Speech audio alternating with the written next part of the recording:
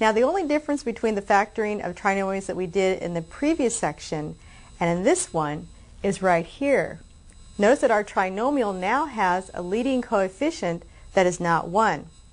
Now even though that does not look like a major difference or a major change, it introduces a major problem to our factoring. So let's look at our problem here. We have 2x squared minus 7x plus 5. There are two methods that we're going to use to factor this particular trinomial. That's why you see it written here twice. The first method that we're going to use is simply called trial and error, or what I like to call guessing. So here we go. In order to factor this trinomial, we're going to write in our two parentheses. The reason why I call it guessing or trial and error is because that's exactly what you do. What we're going to have to do is put in our terms here by kind of putting them in, checking by the distributive property, and see which one yields the final correct answer.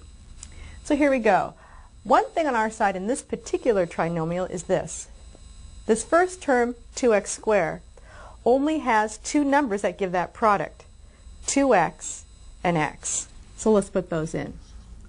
You'll see as you work more with these types of trinomials, you'll have more difficult problems because if this number were, for instance, 4 or 8 or anything besides this prime number 2, we would have many other products to look at. For instance, simply the number 4, we could either have 2 times 2 or 4 times 1. So in this case, we're a little lucky on this first problem in that there's only one choice. Now, remember from your work with factoring that these two numbers here must have a product of 5. Again, we're a little lucky on this particular problem in that 5 only has two factors, 5 times 1.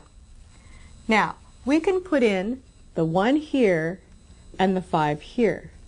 Now let's check by the distributive property to see if we made the right choice. If I have a positive product, then I'm going to have one positive and one's going to have to be negative. So let's put in here, let's just put one negative here. Excuse me. If I have a positive product and a negative sum, I'm going to have both these be negative because we know a negative times a negative will give us that positive, and the negative plus a negative will give us a negative sum. Now again, check by the distributive property. There's our 2x squared. Now here's where the check really is important. This is going to give me a negative 10x. Let me write that down. These two here on the inside give me a negative x. Negative 10x plus negative x, negative 11x. I'm looking for a negative 7x. So that doesn't work there, does it? So what we're going to have to do, this is called trial and error. The only other combination we could try is to switch the 5 and the 1. And that's exactly what you're going to have to do. So you better keep an eraser handy. So erase those. We're going to switch this and put the 5 here and the 1 there. Let's see if that gives us the right product. Again, we can be assured that the first one works, 2x squared. But let's check the outside and the inside. Outside, negative 2x. Inside, negative 5x. Negative 2x and negative 5x. That gives us what we wanted. That gives us that negative 7x on the inside. And finally, just to make sure, negative 5 times negative 1 gives us that positive 5 product. So this is a factorization of our 2x squared minus 7x plus 5. Again, check by using the distributive property. Now, again, that was called trial and error. Some students like it, but some people don't. If you do not like that method, let me show you another alternate method. The second method, notice that I have the same problem here. The second method is called factoring by grouping. And I like to call this the product sum game. Now why do I call it the product sum game? Because of this. What we're going to do is off to the side, we're going to play what I call the product sum game. We're going to look at these two numbers, 2 times 5, 10, and then just take this middle term, negative 7. Again, what our goal is to factor just as we did in this first example, but instead of using the trial and error or the guessing method, we're going to use what we call the product sum game. Again, we start with a product, 2 times 5, 10. And our sum, -7. Here's why I call it the product sum game. What you have to do as your game is to think of two numbers that have a product of 10, but at the same time have a sum of -7. Again, product of positive 10, sum of -7. Can you think of those two numbers? Well, immediately I hope what comes to your mind is 5 times 2. Now 5 times 2 is 10, but notice 5 plus 2 does not equal -7. It equals, in fact, positive 7. So that tells us we're close. In fact, all we have to do then to get a positive product, but a negative sum in this case, is to make both of our numbers negative. So I'm going to write them here as -2 and -5, because we know that -2 plus -5 does give us that -7. So now we're successful. These are the numbers that we're after, -2 and -5. Now watch carefully, because this part is a bit confusing to some students. Again, we start with a product sum game, got two numbers that have a product of positive 10, but a sum of -7. Why do we want these two numbers? Well, they add up to -7. Do you see the -7 here in the middle? We're going to rewrite this now as -2x and -5x. These two numbers give us -2x and -5x. So what have I done here? I've taken my two numbers from my product sum game, and I've rewritten the -7 as -2 minus 5x. Leaving that 2x square in front, bringing down the plus 5. All I've done at this point is rewritten this one term in the middle as a sum of these two here. You might be asking yourself, where are you going? Well, now notice what I've done is I've created 1, 2, 3, 4 terms. Does that ring a bell in your mind? Whenever you have 4 terms, you're going to factor by grouping. First two together, second two together. First two, greatest common factor, 2x. Factor that out, and we're going to have x minus 1. Second two terms, greatest common factor.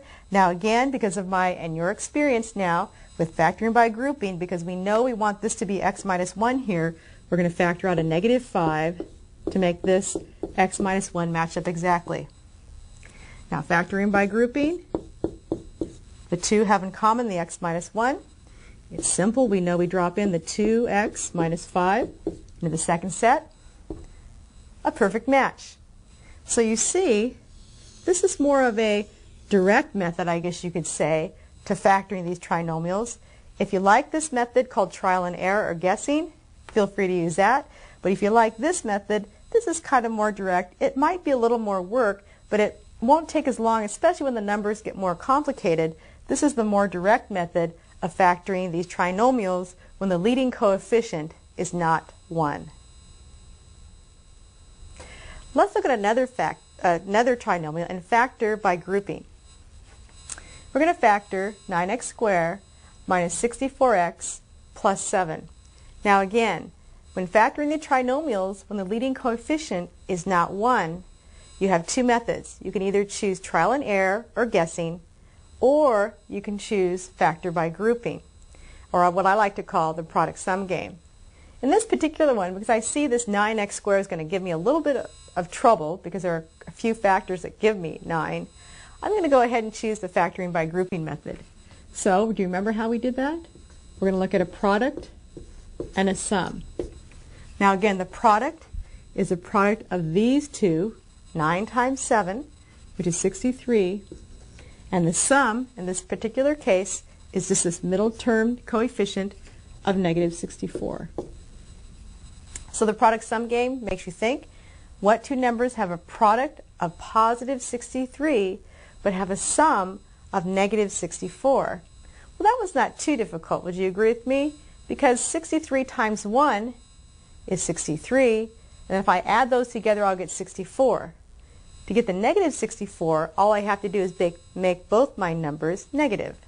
So I'm going to give myself here -1 times -63 Notice that gives me a positive 63 product, and a negative 1 and a negative 63, that gives me a negative 64 sum. So what do I do with this? Are you remembering? We're going to take this here and rewrite the negative 64x as negative x minus 63x. So here we go. This here, we start out with the 9x squared. We're going to write the 64 as negative 1x, or just negative x, minus 63x. Again, these two represent this middle term, negative 64x. We're breaking it apart if you want to think of it that way. Plus 7. So notice these two come straight down. These two add up to be that middle term there. Now again, in your mind you think, oh, 1, 2, 3, 4, 4 terms. Factor by grouping. Group the first two together and the second two together. In the first two, my greatest common factor is x, so I'll factor that out. And I'm left with 9 minus, oops, excuse me, little mistake there, 9x, because we have an x squared, we have 9x minus 1.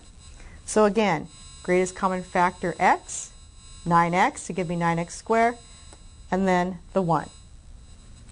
Next two, again, in my mind, I know that factoring by grouping is going to force this parentheses here to match up with the second. I see here I have a negative inside my parentheses. I'm going to force that negative over here. So in order to do that, I'm going to factor out a negative. So I'm going to factor out between these two a negative 7, which is the GCF. Negative 7 times positive 9x gives me the negative 63x. And then the negative times the negative 1 gives me the positive 7 there. Okay, so now from here I know you're smiling because it's easy from this point.